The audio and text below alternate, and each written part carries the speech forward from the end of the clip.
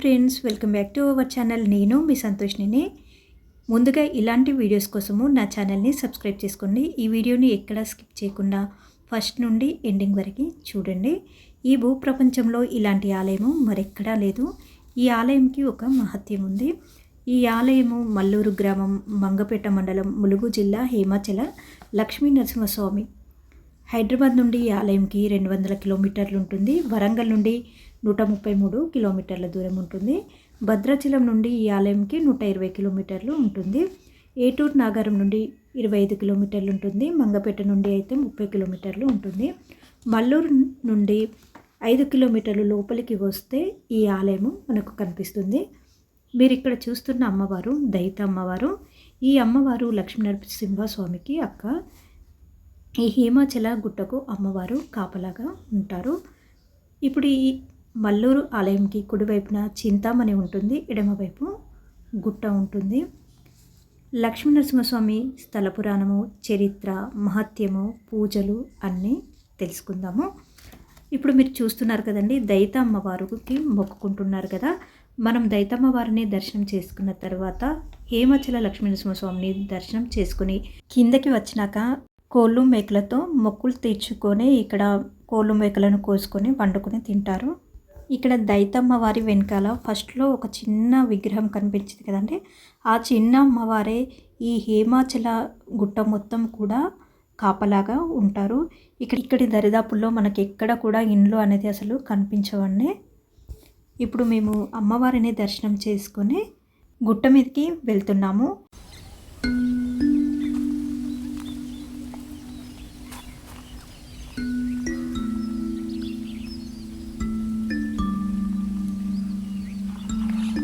ఈ ఆలయము కొండపైన ఉంటుంది. మెట్ల ద్వారా వెళ్ళి స్వామిని దర్శించుకోవాలి.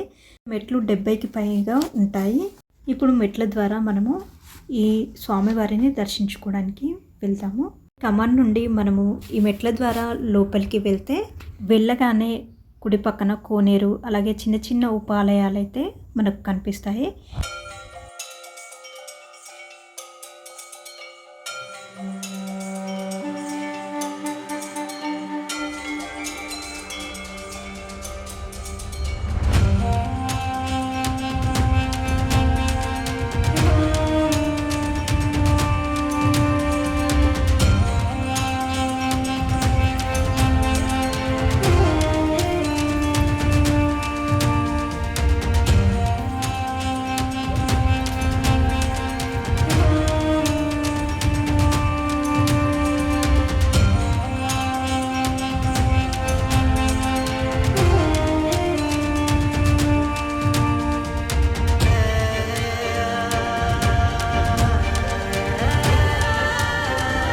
కొన్ని మెట్లకి పైకి రాగానే మనకు మరొక కమాన్ కనిపిస్తుందండి. ఇక్కడ ఆలయ దర్శన వేళలు ఉదయం 8 గంటల నుండి 1 వరకు, మధ్యాహ్నం 3 నుండి సాయంత్రం 5 వరకు ఆలయ వేళలని ఉంటాయి.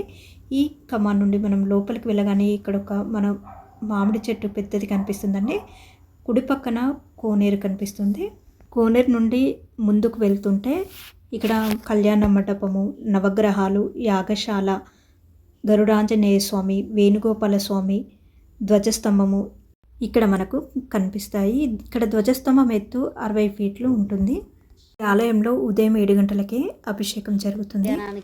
ఆరోగ్యాలకి అన్నిటికీ అభిషేకం ఉంటుంది. ప్లేస్ని రావణాసురుడు తన చెల్లెలు అయిన శూర్పణఖకు పసుపు కుంకుమల కింద ఈ స్థలాన్ని గిఫ్ట్గా ఇచ్చారు. అందుకే ఈ రాజ్యాన్ని రాక్షస రాజ్యము అంటారు. చూస్తున్నారు కదండి, ఇదే కళ్యాణ మండపం. ఇక్కడే లక్ష్మీనరసింహస్వామి వారి కళ్యాణం జరుగుతుంది. ఈ ఆలయము కట్టి ఇప్పటికీ 7778 సంవత్సరాలు అవుతుంది. ఈ ఆలయంలో స్వామివారు మానవ శరీరం ఎలా మెత్తగా ఉంటుందో అంతకంటే శుతిమెత్తగా స్వామివారి శరీరం ఉంటుంది. స్వామివారి శరీరం మెత్తగా అలాగే రోమలతో ఉంటుంది. ఇక్కడ స్వామివారు మొండెం నుండి దేహం వరకు మానవ శరీరంలా మెత్తగా ఉంటుంది. పైనంతా సింహం తలలా ఉంటుంది. శాతవాహన కాలంలో దీపకర్ణి అనే మహారాజు పాలిస్తున్న సమయంలో ఈ రాజుకి రాత్రి కలలో కనిపించి కొండపై నేను వెలిశాను అని చెప్పగా రాజు తన 70,000 సైన్యంతో వెళ్ళి ఆ కొండను తవ్వించాడు. అలా కొండను తవ్వుతుండగా గుణపం గుచ్చుకొని రక్తం రావడంతో స్వామివారు ఇక్కడే ఉన్నారని తెలుసుకుని కొండలను తొలగించి చూడగా స్వామివారు కనిపించారు. స్వామివారికి గుణపం గుచ్చుకోవడంతో నాభి నుండి రక్తం రావడం చూసిన దీపకర్ణి రాజు రక్తాన్ని ఆపడం కోసము పసుపు చందనం రెండు కలిపి గాయానికి పెట్టారు. అప్పటి నుండి ఇప్పటి వరకు నాభి నుండి చిన్న ద్రవంలా వస్తూనే ఉంటుంది. నాభి నుంచి వచ్చే ద్రవాన్ని పసుపు చందనం కలిపి వచ్చిన భక్తులకు ప్రసాదంగా ఇస్తారు. ఈ ప్రసాదాన్ని వచ్చిన భక్తులందరికీ ఇవ్వరు. వివాహం కాని వారికి, ఆరోగ్య సమస్యలు ఉన్న వారికి, సంతానం కోసం వచ్చే వారికి మాత్రమే ఇస్తారు. ఈ ప్రసాదాన్ని శనివారము, ఆదివారము ఇస్తారు.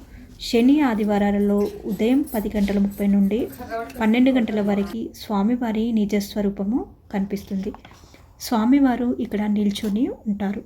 ఇక్కడ గుట్ట అర్ధచంద్రాకారంలో ఉంటుంది. ఇక్కడ 7 గంటలకు ఉదయం అభిషేకము జరుగుతూ ఉంటుంది. అభిషేకం సమయంలో లక్ష్మీ నరసింహస్వామిని ఇంకా బాగా చూడవచ్చు. ఇక్కడ పూజారి చెప్పిన విధంగా నియమాలు, నిష్టలు పాటించాలి. ఇక్కడికి వచ్చిన భక్తులకు 11 శనివారాలు, 13 శనివారాలు ఇలా రావాలని చెప్తారు. స్వామివారికి ఇక్కడ తిలాభిషేకము చేస్తారు. మనము శనిదేవునికి మాత్రమే నువ్వుల నూనెతో అభిషేకం చేస్తాము. ఎక్కడ కూడా ఏ దేవుడికి కూడా ఇలా నువ్వుల నూనెతో అభిషేకం చేయము కదా. కానీ ఇక్కడ ఈ లక్ష్మీనరసింహస్వామికి తిలాభిషేకం అంటే నువ్వుల నూనెతో అభిషేకం చేస్తారు. స్వామివారు 9 అడుగుల 4 అంగుళాలు ఉంటారు. ఈ అభిషేకం సమయంలో స్వామివారి నిజస్వరూపాన్ని చూడవచ్చు. నరసింహస్వామి భార్యలైన ఆదిలక్ష్మి, చెంచులక్ష్మి విగ్రహాలను ఇక్కడ ప్రతిష్ఠించడం జరిగింది. ఇక్కడ పూజలు శనివారం నవగ్రహాలు అయిన 4 గ్రహాలలో రాహువు, కేతువు, కుజుడు, శనికి, అలాగే మనకున్న నక్షత్రాల్లోని 27 నక్షత్రాలలో జ్యేష్ఠ, మూల, ధనిష్ట, ఆశ్లేష నక్షత్రానికి సర్పదోష నివారణకి పూజలు జరుగుతాయి. ఆదివారం రోజు ప్రయోగ దోషాలు, కోర్టు సమస్యలు ఇలాంటివి ఉంటే ఆదివారం పూజలు జరుగుతాయి. గుట్ట కింద ఆకృతి నెలవంక అర్ధచంద్రాకారంగా ఉంటుంది కాబట్టి ఆ గుట్టకు హేమాచలం అని పేరు వచ్చింది. వైశాఖ శుద్ధ పౌర్ణమి మే నెలలో స్వామివారి కళ్యాణము 12:32 అభిజిత్ లగ్న సమయంలో జరుగుతుంది. కొండ కిందికి రాగానే మనకి ఇక్కడ నిత్యాన్నదాన సత్రం అని కనిపిస్తుంది. నిత్యాన్నదానము మామూలు రోజుల్లో 80 మందికి ఇక్కడ భోజనాలు పెడతారండి. శని ఆదివారాల్లో 200 మందికి భోజనాలు పెడతారు. కొండ కిందికి రాగానే ఒక జలపాతం ఉంటుంది. ఈ జలపాతం పేరు చింతామణి జలపాతం.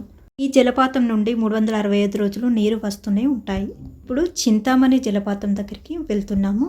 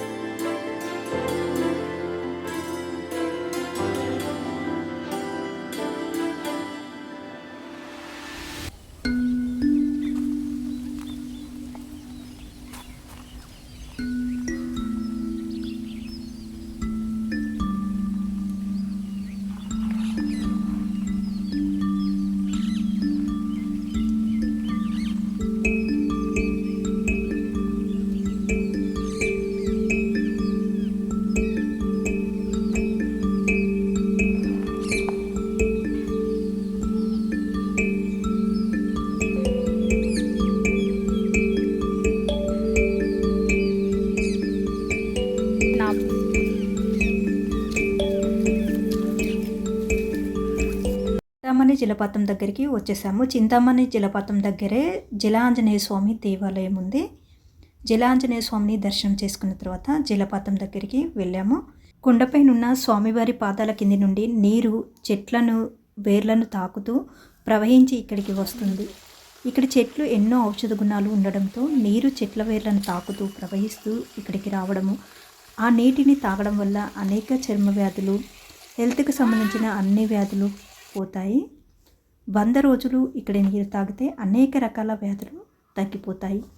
ఈ చింతామణి జలపాతంలో 2 దారాలు ఉన్నాయి. అవి అక్కదార, చిల్లదార. లక్ష్మీనరసింహస్వామి భార్యలు ఆదిలక్ష్మి, చెంచులక్ష్మి ఇద్దరు అక్క చెల్లెళ్ళు అవడంతో అక్కదార, చిల్లదార అని పేరు పెట్టారు. మీరు ఇప్పుడు చూస్తున్న జలధార అక్కదార. ఇక్కడ నుండి ముందుకు వెళ్తే చెల్లెదార జలపాతం కనిపిస్తుంది. చెల్లెదారను తీయలేకపోయాను. నీరు చాలా స్వచ్ఛంగా తీయగా ఉన్నాయి. నీటిని వాటర్ బాటిల్లో ఇంటికి తీసుకెళ్తారు. నీళ్ళు తీసుకోపోతారా ఇంటికి? తీసుకోవాలి. అవి తీసుకుపోయి మన నీళ్ళలో కలుపుకోవద్దు, వాడేటప్పుడే కలుపుకోవాలి. మన నీళ్ళలో కలిపి మరిన్ని ఉంటాయి కదా అని ఆడబెడితే పురుగులు అవుతాయి. అవునా? ఇది ఇట్లనే పెట్టుకోవాలా? ఇట్లనే పెట్టుకోవాలి. మనం ఎప్పుడైతే వాడుకుంటాం అప్పుడు కలుపుకోవాలి. వాడుకోవాలి స్నానానికి. స్నానానికి వాడుకోవచ్చు. ఆరోగ్యం మంచిగా లేని వాళ్ళు, పిల్లలు, బీపీ షుగర్ ఉన్న వాళ్ళు తాగవచ్చు. కాదు మరి అవి అట్లా కలపకుండా పెడితే ఏం కావు. ఎన్ని రోజులైనా ఉంటాయి, వాసన కూడా రావు. మన నీళ్ళు కలిపి తెల్లారేసరికి బియ్య పురుగులు అవుతాయి. ఇది ఆ సత్యం అప్పుడే తెలుస్తుంది. ఇప్పుడు నీళ్లు ఏ విధంగా వాడాలి అని చెప్పింది కదా. తను లక్ష్మీనరసింహస్వామి గుడిలోనే పనిచేస్తుంది. కాకతీయులు పరిపాలిస్తున్న సమయంలో రుద్రమాదేవి ఇక్కడి జలపాతానికి చింతామణి జలపాతం అని పేరు పెట్టారు. ఈ నీరు ఎక్కడి నుండి వస్తుందో ఎవరికి తెలియదు. ఈ గుడిలోకి వచ్చేటప్పుడు కోతులైతే చాలా ఉన్నాయి. కర్రలు పట్టుకొని రావాలి.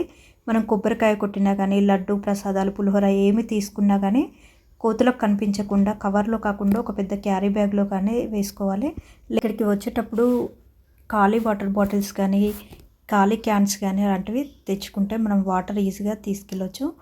వెహికల్లో వచ్చే వాళ్ళైతే ఎన్ని టిన్స్ అయినా తీసుకుని వచ్చి టిన్స్లో వాటర్ తీసుకెళ్ళొచ్చు. ప్రసాదాల కౌంటర్ ఉంటుంది. ప్రసాదాల కౌంటర్లో లడ్డు 20 రూపీస్, పులిహోర 15 రూపీస్, అభిషేక లడ్డు 50 రూపాయలు. ఇక్కడ చేయించుకునే పూజలను బట్టి వాటి అమౌంట్ ఉంటుంది. అష్టోత్తరంకి 50 రూపాయలు, కేశఖండనము 40 రూపాయలు, అన్నప్రసన్న చేయించుకుంటే 216, నిజ కోడే 50 రూపాయలు, కోడెను కొని కట్టుటకు 150 రూపాయలు, గండ దీపంకి 100 రూపాయలు, వాహన పూజ చేయించుకుంటే 216 రూపాయలు, నాభి చందనము 616. నాభి చందనము అంటే నాభి ప్రసాదం అని చెప్పాను కదా, దానికి 616 రూపాయలు. తైలాభిషేకం అంటే తిలాభిషేకం, నువ్వుల నూనెలతో అభిషేకం చేయించుకుంటే 516 రూపాయలు. శ్రీ స్వామివారి కళ్యాణము 1116, శాశ్వత పూజ 2116 రూపాయలు. ప్రతి నెల స్వాతి నక్షత్రం రోజు స్వామివారి మహోత్సవ కళ్యాణం జరుగుతుంది. ఒక చిన్న పుష్పంతో లక్ష్మీనరసింహస్వామి శరీరం మీద తాకితే ఆ పువ్వు లోపలికి వెళ్తుంది. అంటే లక్ష్మీనరసింహస్వామి శరీరం అంత మృదువుగా మెత్తగా ఉంటుంది.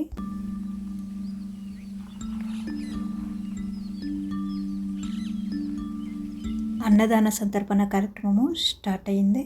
ఈ వీడియో చూసిన వాళ్ళు ఈ టెంపుల్కి ఎంతమంది వెళ్ళారో కామెంట్ సెక్షన్లో కామెంట్ చేయండి.